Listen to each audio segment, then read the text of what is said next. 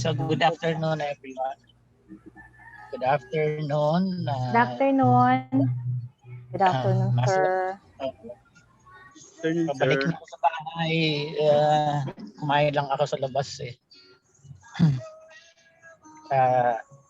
Ang presenter natin for this afternoon ay isa lang naman, si Miss Gina Rose Gatchalian. Are you ready na, Miss Gatchalian? Yes po. Good afternoon. Okay. So you may now start with your presentation. Good afternoon po, architects. My title po, I'm Gina Rose Gatchalian po, and my title is Baguio Architecture Community, integrating permaculture into for a self-sustaining socialized housing project. So, tech team, pakishare na po yung video. Thank you. Okay, I'm Gina Rose Gatchalian from the Association Program, under the supervision of Architect James Kapitan, with my thesis title Baguio Architecture Community, Integrating Permaculture Self-Sustaining Socialized Housing Project. Project background. Socialized housing is a housing program and project that will cover underprivileged, homeless, and the urban poor of the Philippines. According to the data from Full Poverty Statistics that has been released last June 4, 2020, that the proportion of poor Filipinos is estimated at 16.6%, or about 17.7 million. And the poor population in the province of Benguet increased by 0.5 percentage points in 2018. Because of the poverty, the urban poor and the homeless citizens are also increasing, that will eventually cause a high demand in socialized housing. The Subdivision and the Housing Developers Association, or SHDA, presented that the need for socialized housing in the period of 2012 to 2030 is about 158 million units. SHDA also mentioned that one of the problems of growing housing deficit is the possible adverse effect of the resettlement in their livelihood. Baguio, also known as the summer capital of the Philippines and one of the fastest growing urban centers in the country, is located in northern Luzon's Grand Cordillera, filled with pine trees, cool breezes, and low green hillsides and valleys. Over the years, Baguio has evolved from a grassy wetland to one of the cleanest, and most highly populated towns in the country. Even during the hottest month of the year, the city rarely experiences temperature greater than 26 degrees Celsius, with the average temperature ranging from 15 to 23 degrees Celsius. Permaculture. The design ideas of permaculture was created by Bill Morrison and David Hornwell and published in 1978. Permaculture tackles how to grow food, build houses, and create communities, and minimize environmental impact, at the same time encourages people to be self-reliant. Cordillera Administrative Region is one of the best and primary source of highland vegetable, and in 2019, their agriculture grew by 3.6%. The ethics of permaculture is to care for earth, to care for people, and to promote fair share. The benefits of permaculture is to increase the resilience to environmental changes, preserve resources, reduce carbon footprint, provide livelihood, reduce of costs, prevent erosion, improves indoor quality, positive impact in mental health, and strengthen the community. It can be incorporated through the integrated farming and using agriculture as a material itself. Two of the same principles of permaculture are observe and interact, catch and store energy, obtain yield, apply self-regulation and accept feedback, use and value renewable resources and services, produce no waste, design from patterns to details, integrate rather than segregate, use small and slow solutions, use and value diversity, use edges and value the marginal, and creatively use and respond to change. Vegetation and organic materials play an important role in making the neighborhoods more inviting, according to the study of Frida Blomqvist in 2014. The development will provide farmers market, communal area with the integration of architecture and other significant facilities.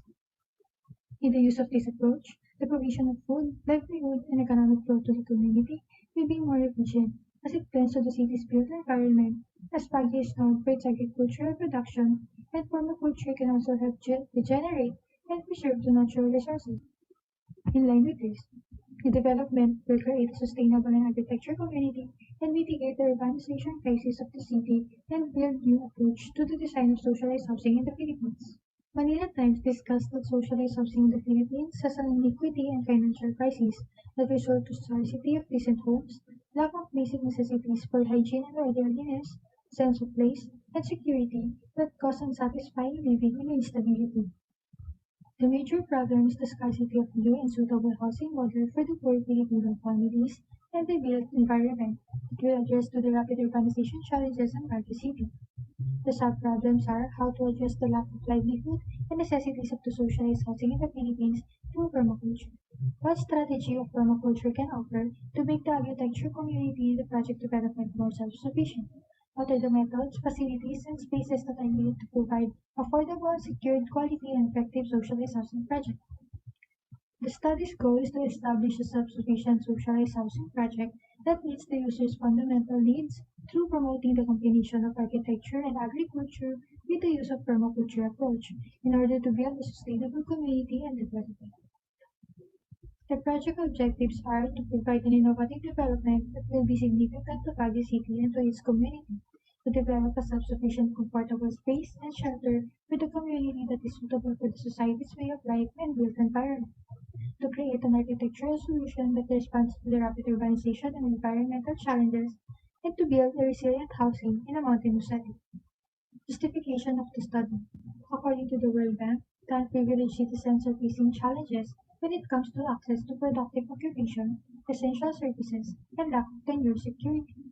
The Baguio LGU and NHA signed a memorandum on March 20, 2021 regarding with the support of the initial development of the socialized housing development in Barangay Irisan, Baguio City, for the unprivileged resident residing in high-risk zone and affected by the city's infrastructure project. Theoretical framework consists of independent variable, which is the permaculture design principles, and dependent variable, which is the architecture socialized housing project. The conceptual framework consists of permaculture design principles and design strategies, merged with the socialized housing design requirements and community planning requirements to create an architecture community that make a self-sufficient community that provides their own essential, creating integrated farming, energy-saving technologies, and healthy environment. Research process. The researcher used the age-little summary of design process that consists of problem identification, collect information, analysis, formulation of design framework, conceptual development, and final development.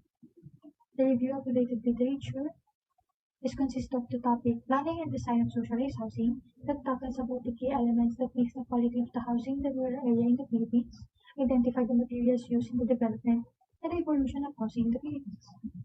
In the architecture topic, it tackles about the effects of agriculture in our way of living and the technique used to incorporate agriculture to architecture by using agriculture as the material. In the permaculture topic, it tackles about the guidelines and origin of permaculture and the principles and ethics of permaculture. In the self-sustainability, it tackles about the factors to achieve self-sufficiency in housing and identify the concepts of self-sufficiency. In the mountain, it tackles about the concept standards in designing a mountainous topography. And in climate, it tackles about the architectural solutions used to be adaptive to cold climate. These studies consist of international and local studies. The first point is to University of Chile to investigate socialized housing planning approaches and to learn how and where to integrate better community planning patterns into a socialized housing development. The Lamas Eco Village in United Kingdom to comprehend and learn how permaculture was used in the project development. The Salvian residences in Sweden to investigate the better utilize to construct a home on a certain plot without destroying the natural landscape. And local case studies the first one is the Villa Casita Socialized Housing in Cebu to identify the local housing strategic plans and guidelines for socialized housing project in the Philippines. And the last one is the Unit Heritage Socialized Housing in India to identify the local rating. Criteria is consist of major and minor criteria. The major criteria was based on A220 for the Housing and Land Use Regulatory Board. The accessibility with 20%, conformity with the zoning ordinance or land use plan of the city with 20%, availability of basic needs and utilities with 15%, accessibility with 15%, and minor criteria we have the site ecosystem with 20%, and 10% for the views with a total of 100%. Site justification. The Department of Human Settlements and Urban Development, the DHSUD, permits the usage of housing escrow money to finance land development costs. The project qualifies for accreditation and certification under valid Filipino communities and is eligible for developers incentivized compliance with the balanced housing development program. The project's estimated completion part of a plan for modernization would cost 64,800,000 pesos. The Gatchalian road was just 250 location, and the utility provided by the Baguio Water District would then get electric cooperative incorporation or BENCO to enter the LGT part of another network provider. The site is 64 kilometers away from Barangay Hall, 600 meters from the fire station, 2.3 kilometers or 6 minutes drive from the gas station, 6.3 kilometers or 16 minutes drive from the Baguio City Hall, and 7.5 kilometers or 30 minutes drive from the hospital.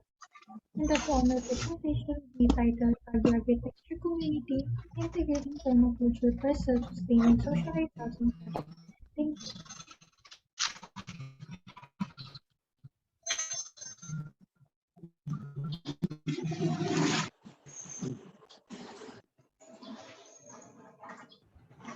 Okay na, Miss Gatchalian. Okay, I'll ask na lang si Ma'am Angeli to ask the first question. Yes, okay po. Good afternoon po sa lahat. Okay, Miss, ano nga ba? Sino si presenter natin? Gatchalian. Gatchalian, Miss Gatchalian. Okay. So, siguro ang question ko na lang, may ano lang ako, kumbaga parang worry lang ako din, no? With regards to the site na pwedeng pagtayan, kasi sabi mo, you are integrating the permaculture and the building environment para sa socialized housing. So, siguro, para sa akin, magiging comment ko lang, make sure na walang mako-compromise na element na design, specifically para sa users, no? Sino ba ang mga possible na mag-cater netong community na to? May yung mga urban core po ng Baguio City, which is ang target population po nila. Ang present urban poor population po ng Baguio is 3,361 na may annual growth rate po na 1.54%. So sila po yung mga underprivileged po, tsaka po yung mga nasalanta ng calamity and mga nasa high risk zone. Okay. So magiging ko lang, siguro pinaka-comment ko lang, make sure yung magiging design mo rito is yung talagang accordance with yung sa pang-structure nila, lalo na 'di ba pag sabihin na natin, pagsamahin natin ang mga housing sa ganyang klaseng what you call it, kultura na ating gagalawan nung pagtatanim, tama ba, 'di ba? So make sure na yung i-consider mo, no? Bigyan kita ng consider mo yung lalo na yung structure, yung design, na hindi lang good looking siya, but of course yung kapakanan ng users na hindi sila kumbaga magkakaroon in the near future na magkaroon ng problema sa lalo na pagtatayo sa lupa na pang agriculture, di ba? So yun lang siguro magiging comment ko, consider mo yon, and yung kung paano magiging mas maayos. Actually, okay naman yung pag-integrate mo sila. Kaya lang ang pin-point out ko doon kung paano mo yung galawan nila sa loob ng community na yon, kung paano yung mga activity, kung paano mo i-separate. Halimbawa, kung yung mas delikadong itatanim mo, tapos i-incorporate mo yung housing doon. So, yun ang i-consider mo. Yun lang siguro ang pinakapunto ko dun sa iyong title na although maganda naman siya para sa akin.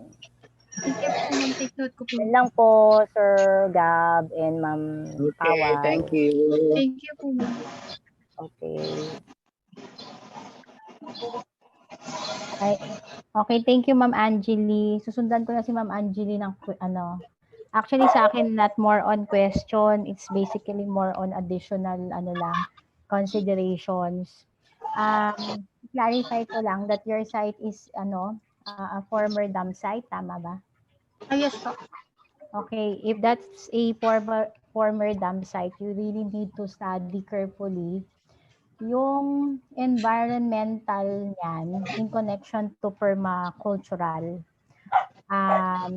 Kasi ang permacultural is basically ano yan eh, di ba permanent agriculture? Opo. Okay, so that's a permanent agriculture.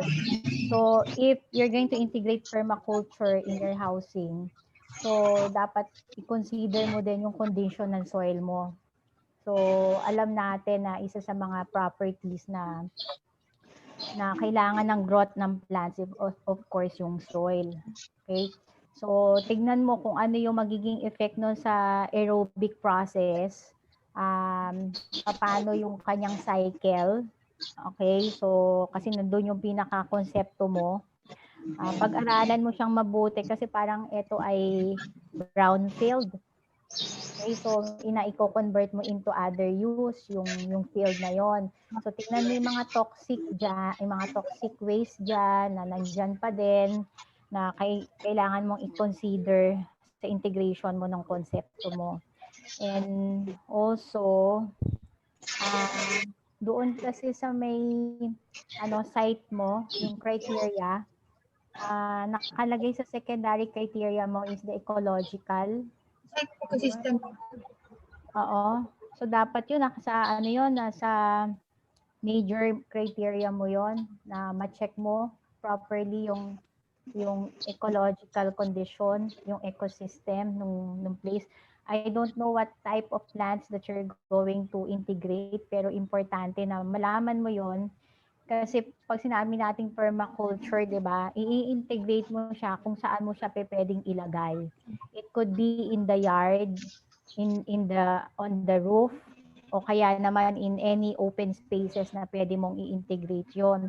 So you just have to be very careful lang to integrate and siguro medyo laliman mo yung principle ng permaculture mo sa discussion ng book mo. Integrate yung proseso kasi it's not about plant. Hindi lang siya basta plants. So meron kang i-maintain dyan na balanse ng cycle. So ang i-consider mo dyan, of course, yung sustainability, tapos yung users mo, at saka yung benefit. Di ba dapat meron silang makukuhang benepisyo. So parang yung fair share. So yun yung you care for the environment, you care for the people, and of course you have to benefit from that solution. So paano magbe-benefit, back and forth. So yun yung system. So you just have to dig more doon sa principle na gusto mo i-integrate sa project. Thank you po. Regarding po pala doon sa may dati pong dump site, hindi po pala yung pinaka-site po nung tatayuan yung dump site. Malapit po siya doon sa site. And yung site po ngayon is rehabilitated na po yung ginawang eco park. Eco park siya ngayon? Apo. Yung malapit lang po yung dump site doon sa site po, na dating dump site na ginawa na po eco park. Yeah. Ibig sabihin yung site mo, hindi siya yung dump site. Hindi po. Kasi nakalagay doon sa summary mo, sa executive summary mo, that was the former dump site. Yes po, yung barangay Irisan po is known po kasi is former dump site po dati. Okay. Pero still, you need to study din kasi kung malapit siya. With respect to, syempre, yung mga wind direction going to your site, although kahit na ni-rehabilitate, you just have to study the degree of the rehabilitation that would affect your development.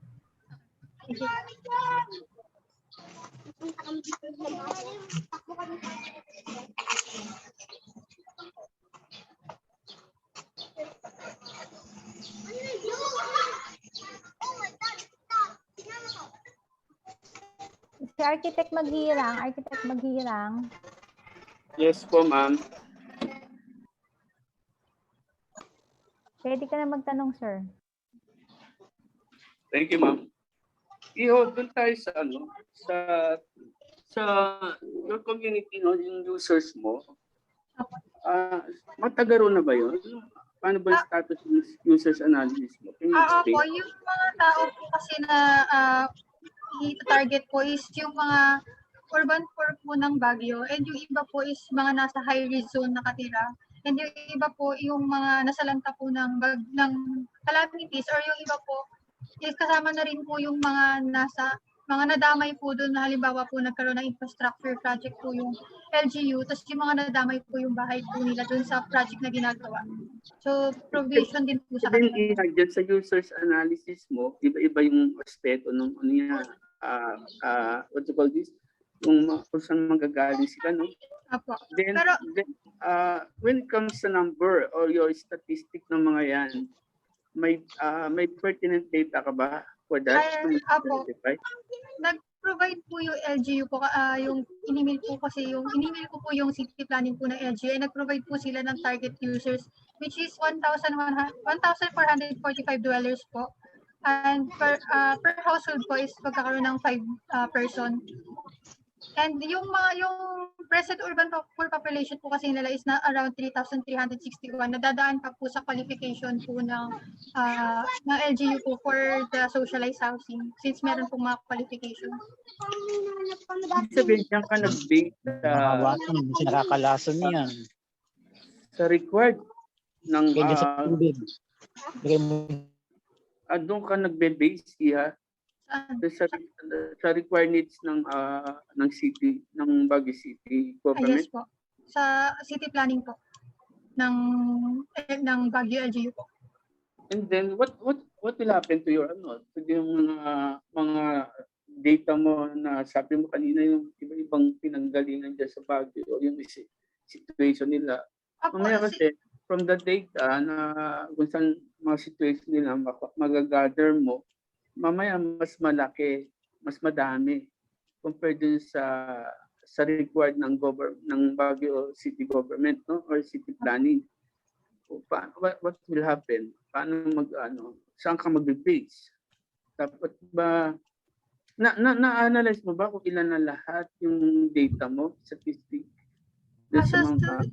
Yung for urban population po kasi is 3,361 po as of now. And hindi po kasi lahat yun makikater, since ang binigay po na lot is 1.8 hectares lang po. So, dumaan po sila ng screening po for the qualifications po kung sino yung mas priority po ng NHA at saka po ng LGU po, based po sa situation po nila. So, nakuha mo yung figure, yung priority na sinasabi mo? Yes po. Yung qualifications po. Even yung figure, kung ilan? Ang nakalagay po dito is 1,445 po. Na yung nakuha po ng LGU na ano na po nila na credit po. Okay, sige. So, ayun nga, kasi nga, then mag-based kung gano'ng kalaki ang community mo. So, sige, anong mga references mo or source when it comes sa standardization of your community? Do you have any lines na pinapattern to get the appropriate community for that kind of project? Yes, as of now, yung basis ko po is the BP 220, is the Housing and Land Use Regulatory Board po. And tumitingin din po ako sa ibang case, dun sa case studies ko po na sa Baguio din po, yung Luna Terraces po ng Baguio. And yung Casita po ng Cebu. Site selection, I don't know kung part of the topic pa rin ito today, hindi ko alam. But in terms of the location, may prescribed, may recommended na talagang site for that community? Opo, meron pong government, city planning? Yes po, may provide po silang site. And actually po, nagtanong pa po ako sa city planning if meron pa pong viable site para po may option. Pero as of now po, ang binigay pa lang po nila is yung site na nasa Barangay Irisan po, which is 1.8 hectares po. And na-finance na po siya ng DSHUD po. Nagkaroon ka ng initial investigation of the site or location? Hindi pa po ako nakakapag-site analysis. Okay. Sa criteria po, binis ko pa lang po sa BP 220. Ko lang kailangan mapakita mo yung accurate figure, no? Na ideal for that project in terms of for the target users na kailangan dyan. dapat magkaroon ka ng appropriate figure na kailangan talaga dyan for your target users. And then and it must be balanced to your community as a whole, no? Sabihin kung anong required or guidelines susundin mo kasi nga may data ka na this is the total population of your community. Nakuha mo, Iya? Yes po. So yun lang concern ko, no? So pag-aralan mo po the users analysis for that community. Thank you. Po, sir. Thank you po. Thank you, Sir Ray po. Good afternoon to all.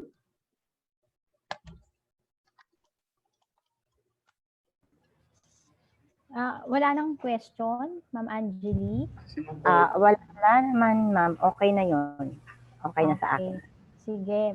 May I request the student to leave the room so you can deliberate? Thank you.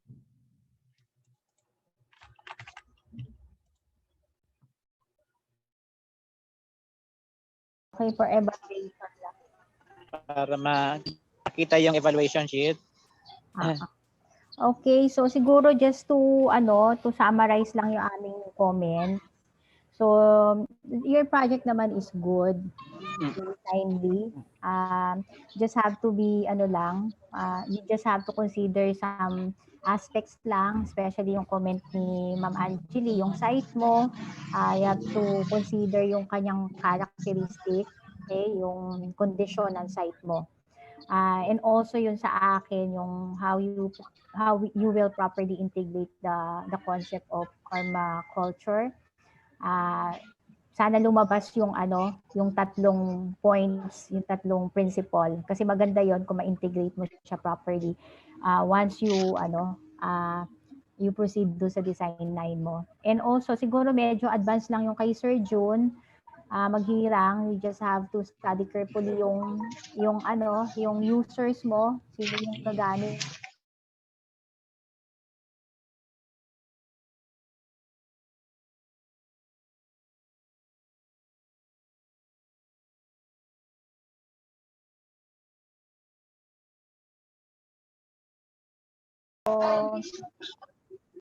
So we gave you pass na rate.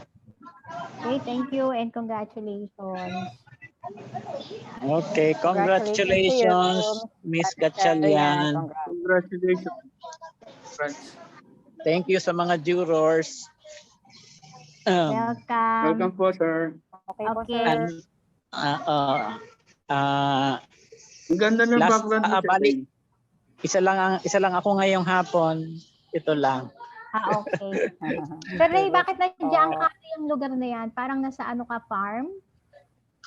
Hindi, nasa labas ako, nasa parking area ako. Okay. Kasi nga, dahil sa mahinang signal sa bahay. Lumabas mo. Oo nga. Mukha nga mahina. Ang internet sa magpa-picture ka na, Miss Gatchalian.